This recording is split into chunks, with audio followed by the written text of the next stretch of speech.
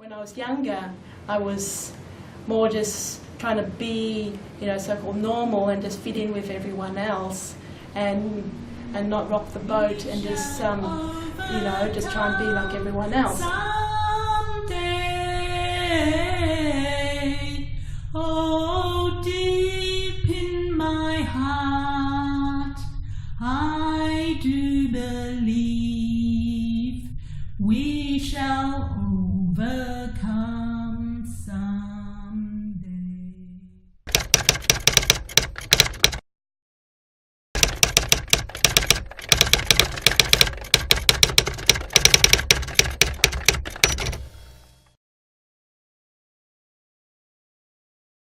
I started my social work course at Melbourne University, and I was interested in helping people and getting out there to make a difference in people's lives.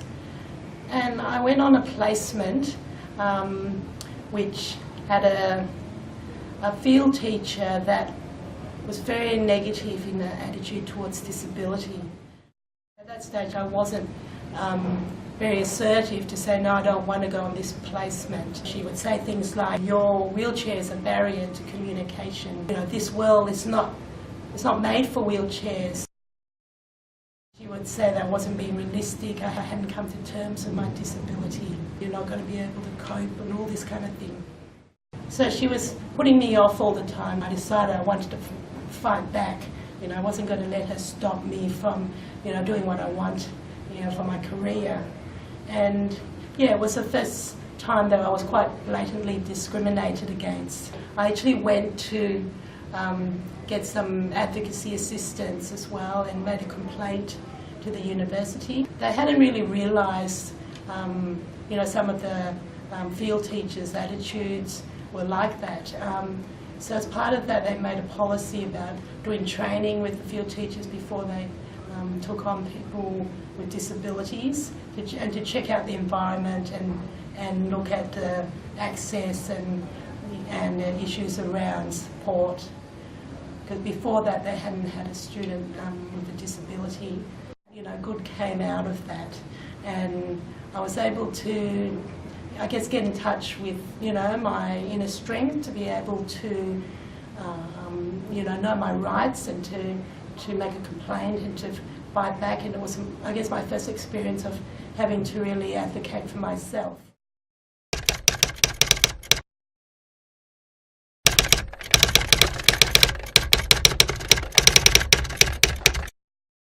In 1993, my manager nominated me for a professional exchange program to America.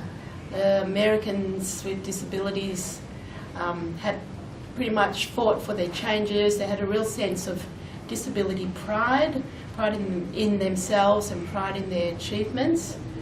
And they were very vocal about speaking up about what they wanted, what they needed to change.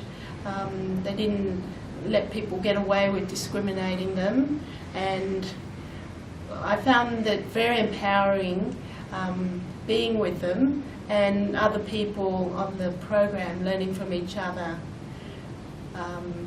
They had achieved a lot of changes by like demonstrations, big campaigns that joined together with human rights movements, other human rights causes that supported them, and it was that sense of solidarity and uniting on a cause. So the American trip was a very consciousness-raising, empowering experience for me, and I think got me going in my sort of advocacy role within my work and my personal life. That inspired me to, want to get something done in Melbourne. That was also when our new legislation had just come in.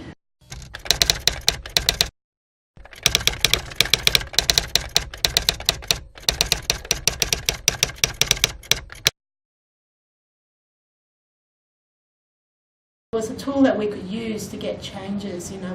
but it depended on people making complaints.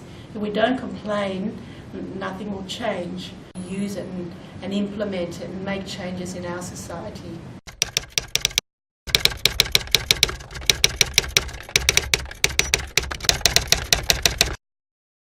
Americans came back to Melbourne as part of the exchange, and they really encouraged everyone to become barrier busters. Just get out there, make a change, to recognise there's discrimination all over the place. They sang, "We shall overcome." We shall overcome. We shall overcome. We shall overcome someday. Oh, deep in my heart, I do believe we shall overcome someday.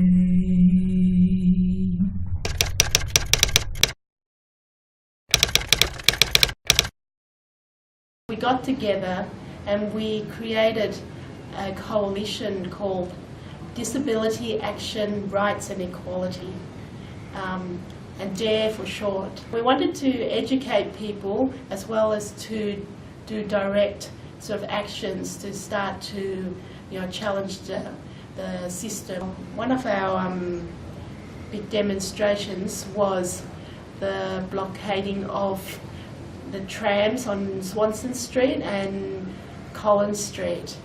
We planned the demonstration and organised for handcuffing to the front of the tram. So at a certain time, we all came out and blocked the trams and handcuffed themselves to the tram. And our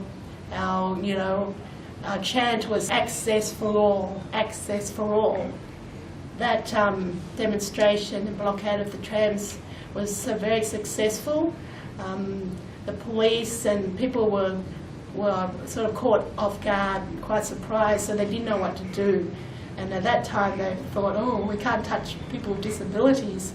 So they pretty much let us be there all day, and they had to send in all these buses to pick people up. So DARE did quite a few different actions, and we were on TV, on the news, this new group that were, going to challenge the system, and that we're out there and wanting changes, wanting equality for people with disabilities. We had quite a few people that were interested in being handcuffed to the trams. I was probably more comfortable in being the media spokesperson and talking to the police and negotiating with them. Sometimes I led the chants. We also sang songs like "We Shall Overcome" and "We Shall Not Be Moved" and all that kind of thing. Yeah. As a result of our actions, we were finally granted meeting with the Transport Minister to voice our issues, and we said, no, we are here, we're forced to be reckoned with. Being involved in the demonstration was quite challenging for me because I hadn't really been actively involved with one before. But because I really believed in the cause, I wanted to really be involved and be out there. I'm not naturally a very loud and full-on, with like getting involved with demonstrations. I probably, have a more gentle approach. So I was, having to push my boundaries as well, because there is a time when you have to go out there and, chant and fight and stuff like that. Yeah. I felt quite exhilarated by it all, but quite challenged as well, because it wasn't, part of the way that I usually related with people. But I think, an empowering feeling of, we can get out there and change the world, change things,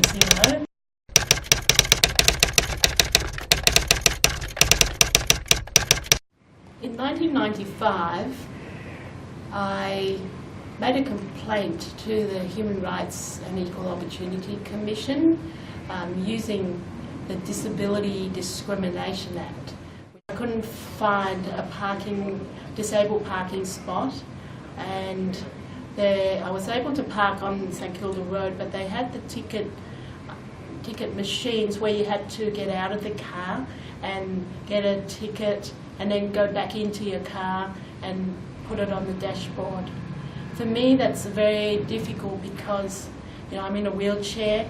At that stage, I was driving a van, and for me, would take quite a long time, and then I have to try and get someone on the street to get the ticket for me. So I decided that time I'm not going to do this. I just left my car without displaying a ticket. And as expected, when I got back, I got a parking infringement notice, and I thought, look, I couldn't even get a ticket if I wanted to, so I'm going to make a complaint. So I actually wrote to the Melbourne City Council and made a complaint, and they just ignored my letter, and I didn't even get a response. So I thought, look, I'm not going to take this. I'm going to go to the Human Rights and Equal Opportunity Commission and use the Disability Discrimination Act. When they contacted the Melbourne City Council, they said, oh, we're so sorry, they went to the wrong person, we would have waived the penalty, and that's fine, she doesn't have to pay, and we'll even give her a parking permit. And they were trying to buy me off, offering me sort of individual sort of incentives so I wouldn't take the complaint further. I wanted to make it so that everyone with disability could be able to park in those areas where they have these inaccessible ticket machines. And then they sent their lawyers in, and they were pretty rigid about not wanting to change anything. I kept on saying, you either change the system, or I'll take this further to the formal hearing. After 2 or 3 years, it finally finalised. They would exempt people with disabilities that had a disabled parking permit. You didn't have to display a ticket on your dashboard. It took quite a while to change things, but it was worth it to be able to persist and to get changes for everyone, to make parking easier for all people with disabilities.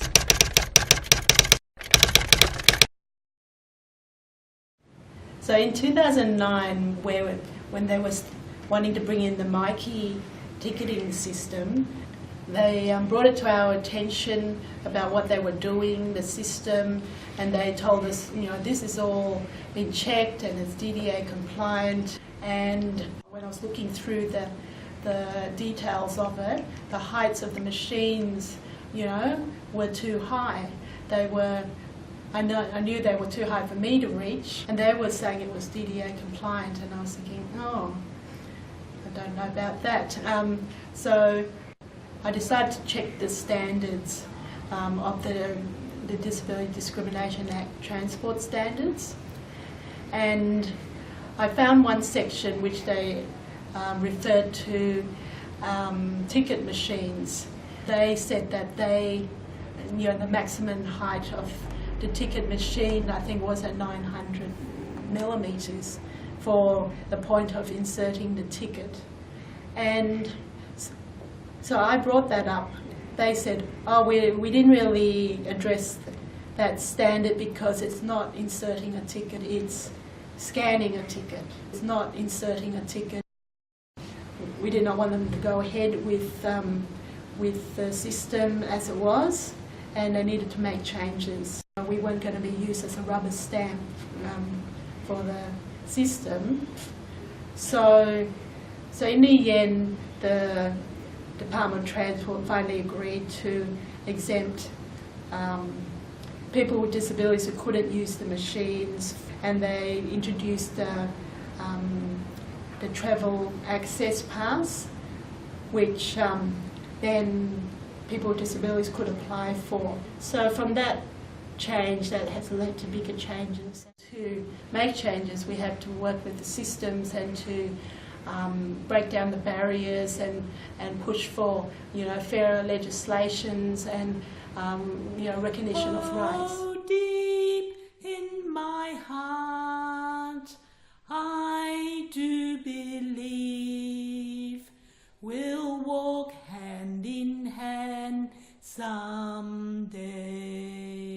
I think often people put up with things, they're so used to having to go around things or, water down their goals or dreams because of the, barriers, the access barriers, the attitudinal barriers. I've, come from my individual journey of getting in touch more with my disability and rights and, being able to become more aware of who I am and having pride in myself and not, just trying to hide the disability. And, our personal power is very important to be able to be able to speak up and to make changes for ourselves, but also, for other people to make a difference. There might be some difficulties and you have to persist and sometimes, you fall down or whatever, but you need to get up and keep on going.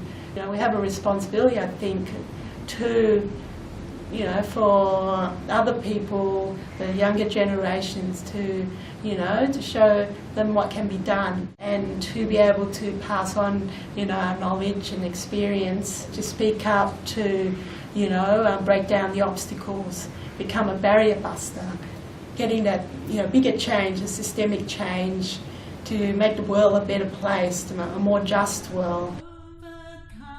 Overcome, we shall overcome, we shall overcome someday.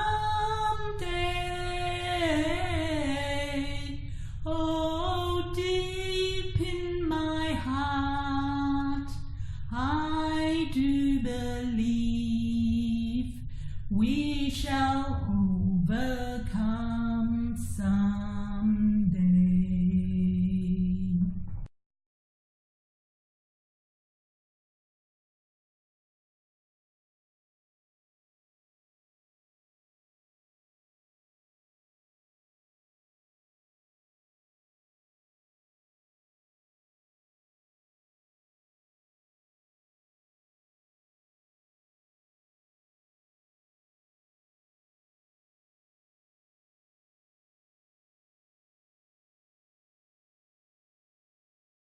Oh, deep in my heart,